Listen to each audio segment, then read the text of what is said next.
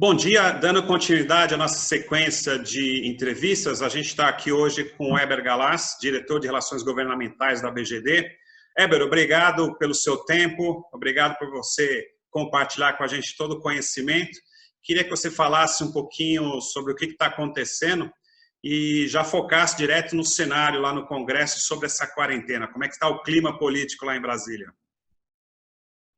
Olha, Carlos, obrigado pelo convite, pela abertura aí de participação através da BGD aí como Relações Governamentais. Mais uma vez, agradeço a nossa parceria.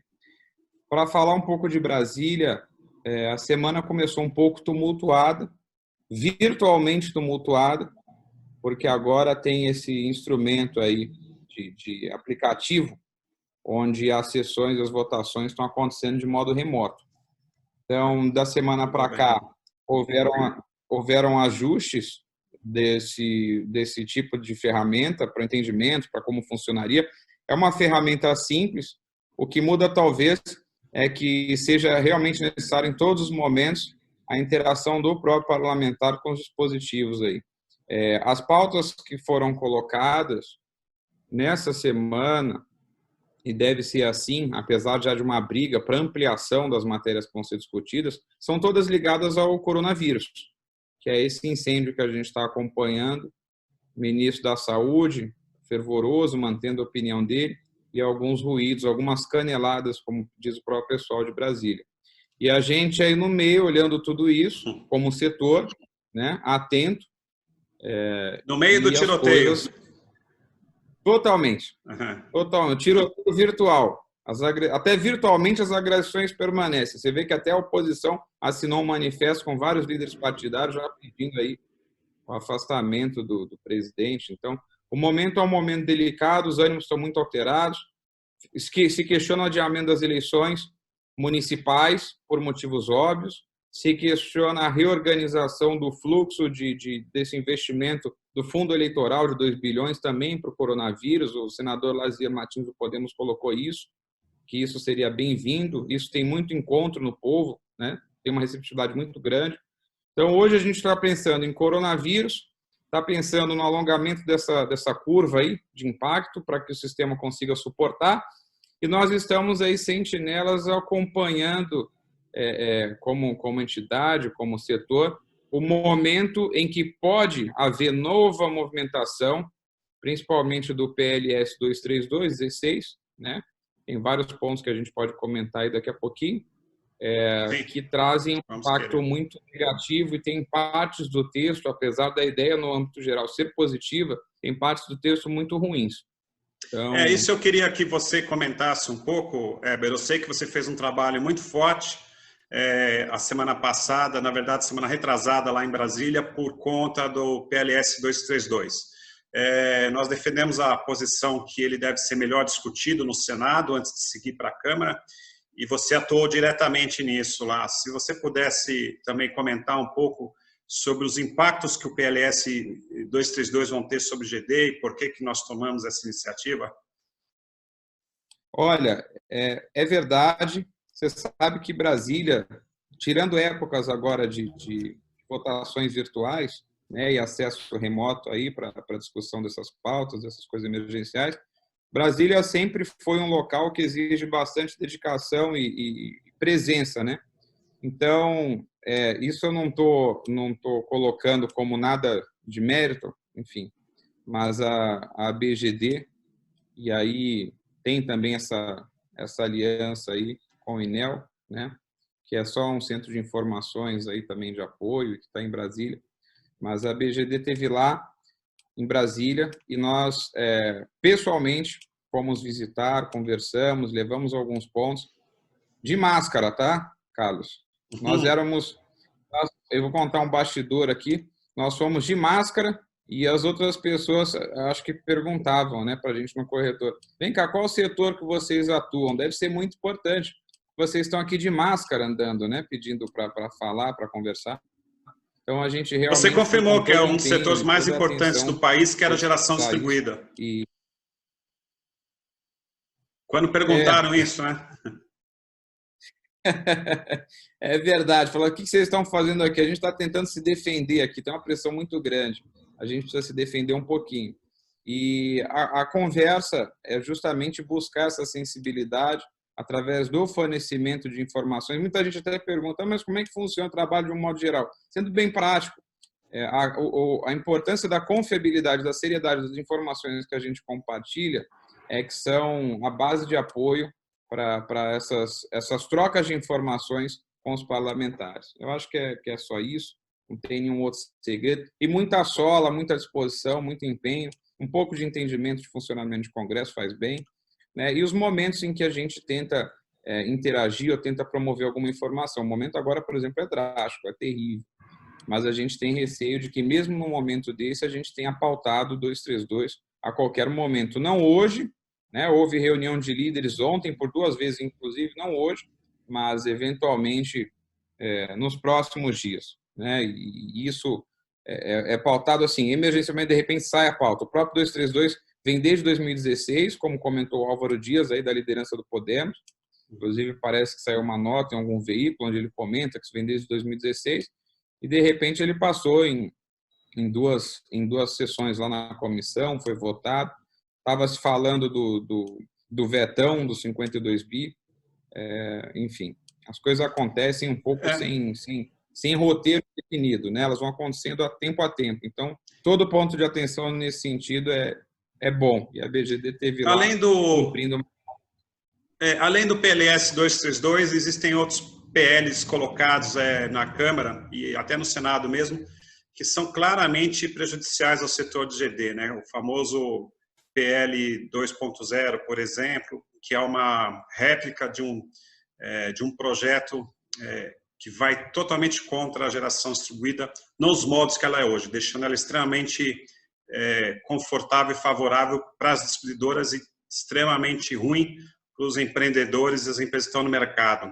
Isso também foi colocado, vocês têm trabalhado nessa área também, para acompanhar esses outros PLs que a gente chama de estão correndo por fora?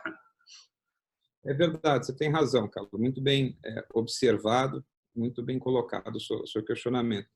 O que acontece, tá, de um modo geral? A gente pode ter essas iniciativas, os parlamentares, dentro das duas casas, tanto no Senado quanto na Câmara. Na Câmara existe um texto de consenso, aparentemente um consenso, né, não tem nada que prove o contrário, do deputado Lafayette de Andrade, que vem fazendo um trabalho muito forte.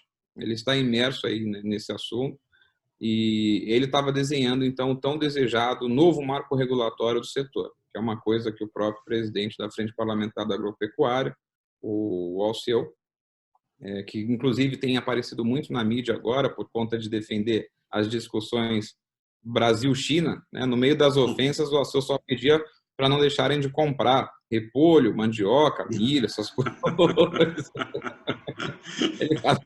Ele briga, mas continua comprando. E ele disse que o bloco, a bancada do boi, como o pessoal chama, na verdade, mas o conjunto da Frente Parlamentar da Agropecuária, que tem por volta de seus quase 300 parlamentares, é muito forte e que ela está pronta a fazer oposição a qualquer tipo de indelicadeza, né? Mas só comentando para falar do Alceu um pouco, ele já estava de acordo, a opinião do agro nesse sentido, que usa inclusive muito a geração distribuída.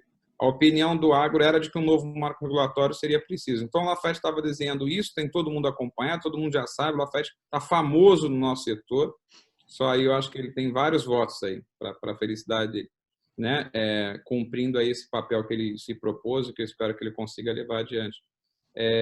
E dentro disso, outros, como o tema ele é muito nacionalista, a gente chama, muito positivo, né? E foi recebido muito bem pela sociedade, essa iniciativa de taxar o sol não, vários outros parlamentares pegam ali, isso não é demérito, mas pegam ali assessores técnicos, né? E colocam 2 folhas de Word, transforma isso num PDF e protocola também. Então, o pessoal quer participar, todo mundo quer ter um pouco de mão aí dentro desse bolo aí, quer fazer acontecer. Agora, tem gente que está muito mais tempo dedicado, interagindo muito mais com os setores, com as fontes, com as distribuidoras, com as concessionárias, enfim, com tudo isso, e tem mais informação e mais sensibilidade do que passaria e não passaria. Porque lá em Brasília, Carlos, você sabe disso, texto bom é o texto que passa, né? Na gaveta a gente tem muita coisa, então tem esse desafio também. E esses outros PLs, em paralelo, eu acho que eles são um misto de pessoas parlamentares, né, deputados aí, querendo participar também do assunto, mas eu tenho receio, tá? A boa vontade ela é clara, mas eu tenho receio de até onde eles tenham se mergulhado nisso, para entender tecnicamente e equilibrar isso, né? E aí tem que fazer destaque de novo ao Lafayette Andrade, do que um próprio marco regulatório do setor, também pelo Lafayette ou pelo esse 232. O que preocupa é que, apesar desses projetos, desses PLs, eles virem em paralelo, né, muito para participar e para sinalizar, o 232 ele vem do Senado e ele vem compreendido dentro do Congresso como um texto do governo. O ministro Paulo Guedes... Isso faz uma grande diferença. Faz toda a diferença. O ministro Paulo Guedes, quem o acompanhou na conferência junto com o Guilherme Benchimol, parabéns ao Guilherme Benchimol também, que é um cara que do zero construiu um império e mudou a maneira de fazer investimento no Brasil.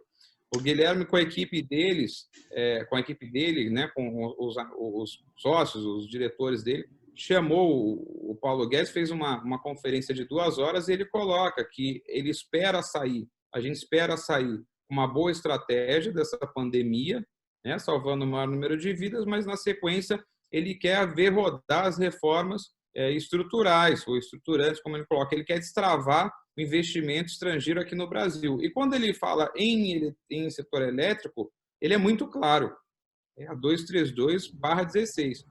E foi um documento do ministro Paulo Guedes para o Congresso, pedindo atenção e apoio a essas reformas. Então, o ministro Paulo Guedes e a sua equipe, principalmente seus secretários, eles estão em contato com as comissões, com os relatores, eles estão muito atentos, estão acompanhando isso muito de perto. Então, veja bem, para chegar aí no ponto final, você tem algumas PLs isolado em paralelo do Lafayette dentro da Câmara, inclusive já foram protocoladas algumas, outras que estão prontas à votação. Se você falar assim, quero entender alguma coisa de GD, quero movimentar um pouco, já tem PL pronta. É tirar da gaveta, pautar e votar. Se eu não me engano, é a do filho do senador Otto Alencar. Vamos lá. Não sei se é da Bahia, de um deputado federal da Bahia, por exemplo, era umas das que já estava pronta para pautar, por exemplo. Eu lembro que ele encontrou o pessoal do setor no corredor e falou: a minha está pronta, vamos pautar a minha. Enfim.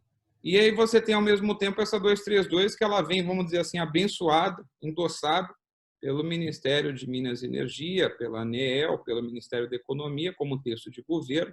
Ela passou sem nenhuma dificuldade na Comissão de Infraestrutura nas 2 rodadas aí.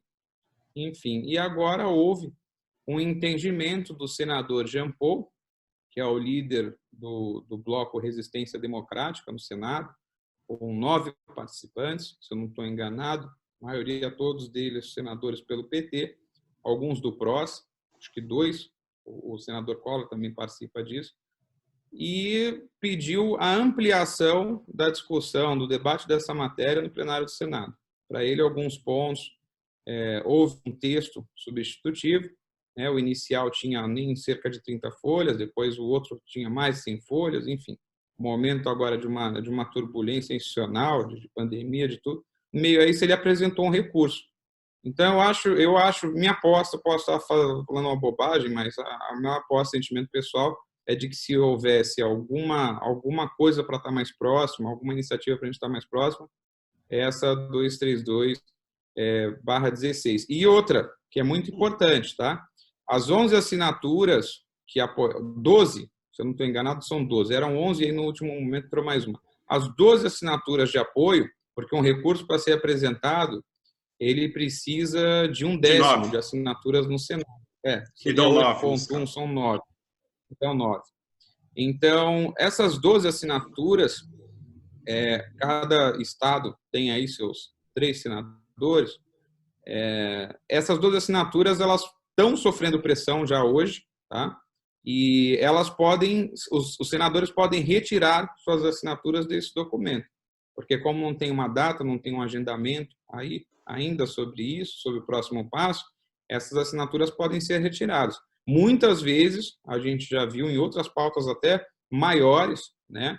Enfim, de maior interesse da sociedade de um modo horizontal, essas pautas de anticorrupção, essas outras coisas, muitas vezes a gente já viu assinaturas caindo em outras iniciativas aí que apareciam no Jornal Nacional. Bom, vamos torcer para não acontecer isso, porque a gente sabe o trabalho que deu para conseguir as 9. Agora a gente tem que atuar lá para evitar, né? Vocês têm que atuar, nós temos que atuar lá para evitar que retirem as assinaturas.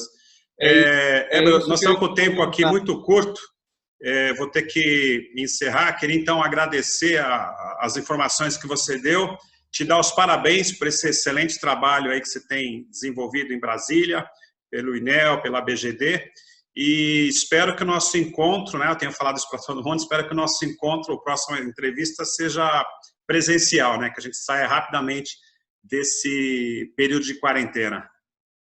Boa saúde para você, e a gente se vê, a gente se fala praticamente todo dia, mas espero que com boas notícias sempre. Tá ok?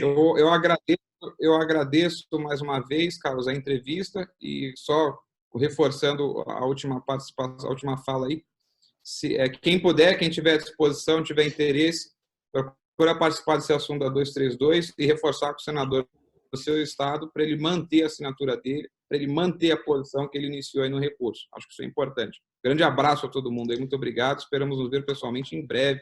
Produção e salvos aí da pandemia do coronavírus. Com certeza, obrigado, um abraço.